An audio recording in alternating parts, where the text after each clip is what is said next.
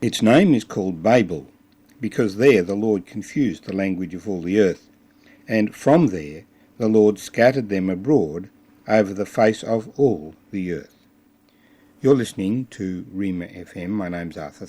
Thank you for joining me as we turn this morning to Genesis chapter 11 and read of the disobedience of the peoples when they decided they would not obey God and distribute themselves around the world.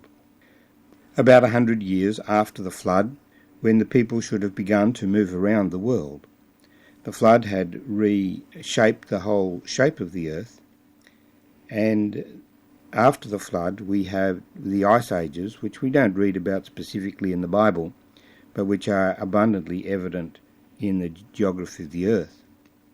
At that time the sea levels were low, and it was an ideal opportunity for animals as well as people to be distributed around the world, because it was much shorter distances between continents and people could move around the seashores and reach the various continents. Indeed they did, but they needed a push from God because they didn't do it at his command. Let's read together Genesis chapter 11. Now the whole earth had one language and one speech. And it came to pass as they journeyed from the east, and they found a plain in the land of Shinar, that they dwelt there. And they said to one another, Come, let us make bricks and bake them thoroughly. They had a brick for stone, and they had asphalt for mortar. And they said, Come, let us build ourselves a city, and a tower whose top is in the heavens. Let us make a name for ourselves, lest we be scattered abroad over the face of the whole earth. But the Lord came down to see the city and the tower which the sons of men had built.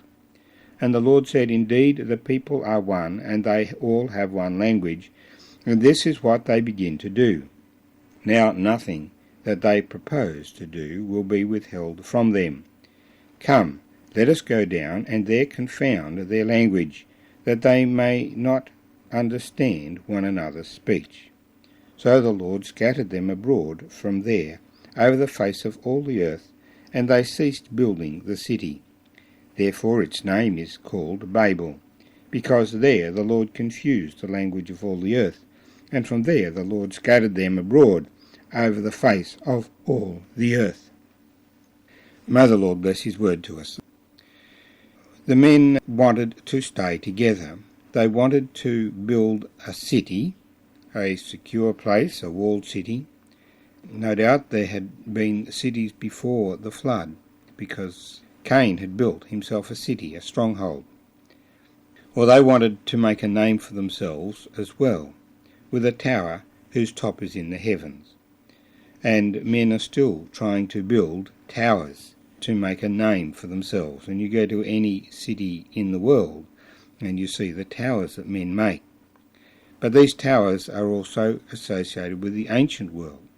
You have the pyramids, which you find in Mexico, as well as in Egypt and Asia. And you have, even in England, there's a place called Silbury Hill, which is a huge man-made tower, which now has the appearance of a hill, but underneath the smoothed edge is the step shape that is typically associated with the towers that these ancient men built. And associated with that, of course, are the stone circles, the largest possibly being 2 kilometres diameter.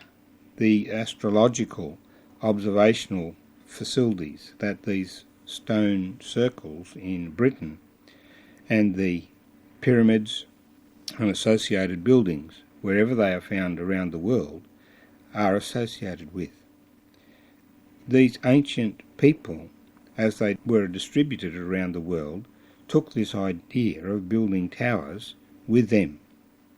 Now, the technology that they had may have been basic, but it was obviously very powerful to build these huge structures. The Lord came down to see their city, and the Lord said, Indeed, the people are one, and they all have one language, and this is what they begin to do. Now nothing that they propose to do will be withheld from them. We see the power of language because language enables ideas to be conveyed rather than discovered. And the more people who have a shared language, the more scientists, as it were, specialists you can have who are building on one another's information. We have seen in the last 100 years, based on the English language, the accumulation of knowledge around the world. While one can argue about which is the best language, the historical fact that English has been used and taught around the world has meant that people in many countries of the world have access to the same information and can build on that information. And whether they're scientists in Japan or India or America or England or the Africas or the Middle East, they use this one language to build on each other's information and make huge progress in understanding and development. Well, this is what God prevented until recent times by confusing the languages of the world and sending the peoples to disperse around the world.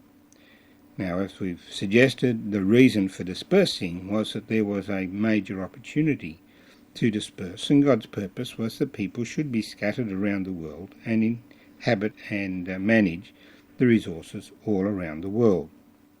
I was fascinating when I visited Norway to see that the landmass is relatively long and narrow, and it is divided longitudinally between Sweden to the east and Norway to the west, so that it was obviously settled from the coast inland rather than someone coming with a map and saying, well, let's just make this lump one country and this lump the next country.